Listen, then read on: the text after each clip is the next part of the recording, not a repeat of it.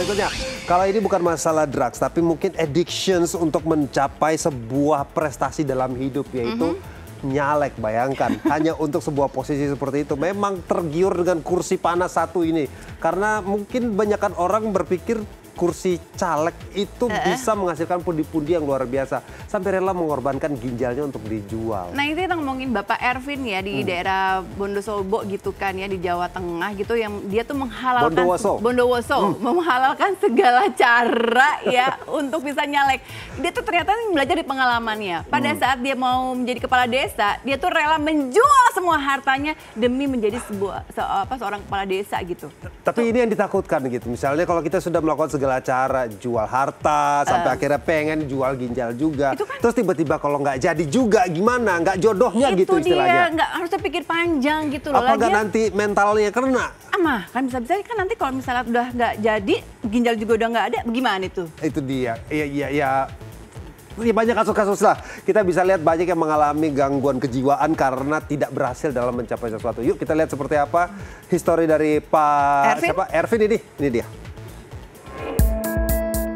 Aneh tapi nyata, inilah perjuangan dari Ervin Dewi Sudanto yang rela jual ginjalnya demi bisa nyalek sebagai anggota DPRD Bondowoso. Sekitar 300 juta rupiah dari hasil penjualan organnya itu akan ia gunakan untuk menambal kekurangan dari biaya kampanyenya. Sebelumnya, selama 6 tahun, Ervin menjabat sebagai kepala desa. Pria 47 tahun ini kerap alami kesulitan ekonomi hingga sempat menjual warisan keluarga demi kepentingan masyarakat. Bertahan di posisi yang sulit, tapi Ervin selalu mendapatkan kepercayaan masyarakat sebagai pemimpin yang amanah untuk melanjutkan aspirasi mereka. Pada intinya, saya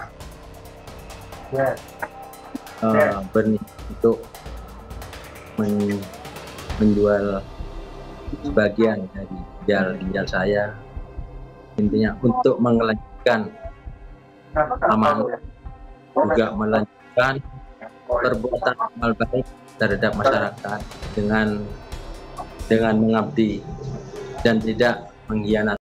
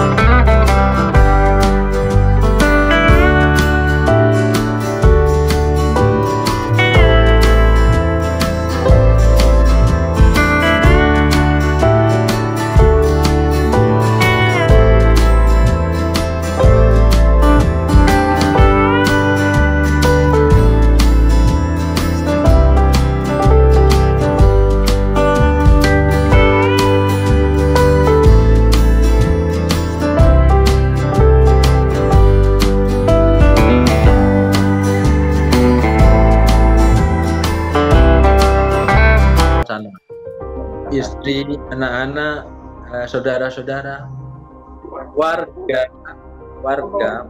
Bataan dari mendengar kemarin ada viral yang ditayangkan di SCTV maupun media-media lain, ini pada berdatangan mendoakan bersama-sama di rumah.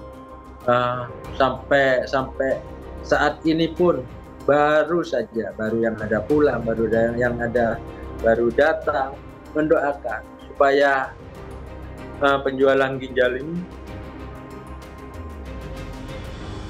tidak terlaksana atau tidak ada orang yang mau membutuhkan, supaya dapat jalan lain dari Yang Maha Kuasa. Keputusan Ervin bukanlah gimmick untuk merogoh simpati, melainkan suatu langkah besar yang berisiko tinggi. Bahkan ia sudah siap dengan hasil keputusan yang pahit. Lolos tidak lolos, meski ginjal sudah terjual, ia akan tetap berlapang dada. Lolos tidak lolos, seandainya saya sudah melaksanakan apa yang saya harapkan, utamanya ginjal saya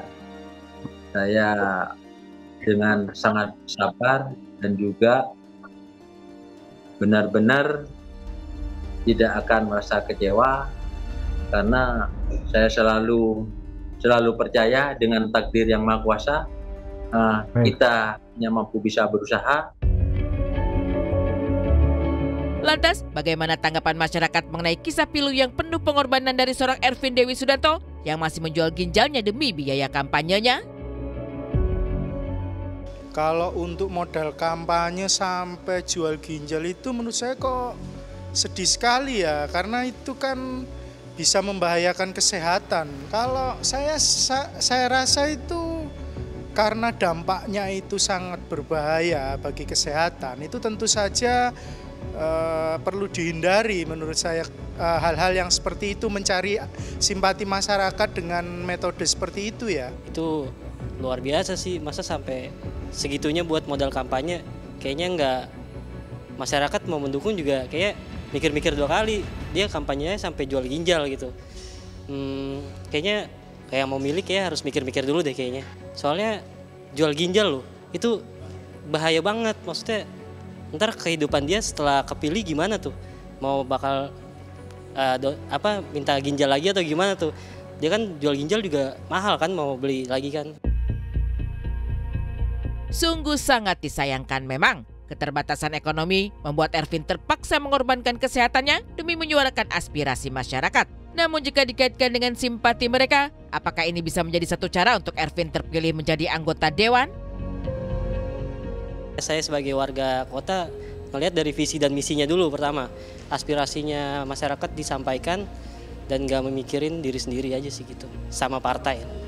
Iya, dan gak korupsi dan KKN lah. Yang pasti untuk menarik simpati masyarakat itu lebih baik menambah pengalaman, melihat rekam jejak, terus kemudian mengembangkan soft skill yang khususnya bisa terkait dengan organisasi politik, kemudian mengetahui belajar tentang hukum yang dapat membantu menyerap aspirasi masyarakat dan tentunya untuk diaplikasikan bagi kebaikan bangsa dan negara.